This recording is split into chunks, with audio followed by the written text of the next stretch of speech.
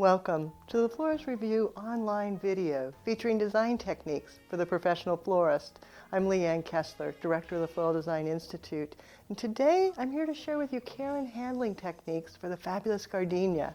They're so popular now as weddings are becoming more formal, sophisticated, glamour is back. Knowing the techniques makes it fun and easy to create beautiful bridal work. Gardenias come in a box of 3 called a section, and thanks to SMR for providing these fabulous gardenias.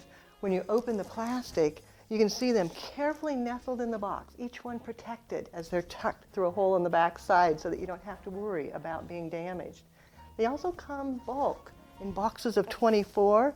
It's just decadent as you open it out, lift, and enjoy the fragrance of fabulous gardenias. Gardenias, like any flower, benefit from a drink, but you have to be careful. The heat and oils from your hands will turn the petals brown.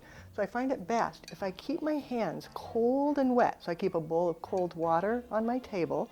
Then when I reach in, if I bump a petal, it won't mar it.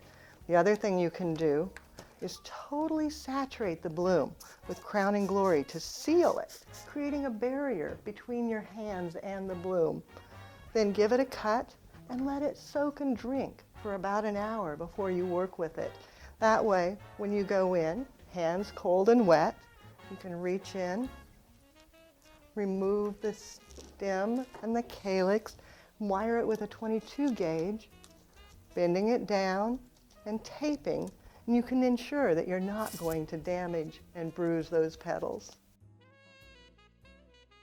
Sometimes, no matter how hard you try, you end up with a damaged gardenia or it comes in with a slight blemish. And that's where techniques for correction are so important for the professional florist. The simplest is if there's a little damaged edge, just simply cut it out. Take off any flaw.